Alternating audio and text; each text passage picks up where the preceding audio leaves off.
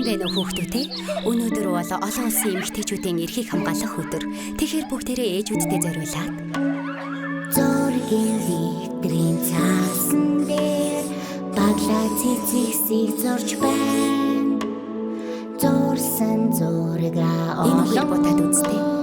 багшийн ханцааснаар буудлаа би хүүхдүүд ширээ хамгийн гоё цэцгээс алгалж байна.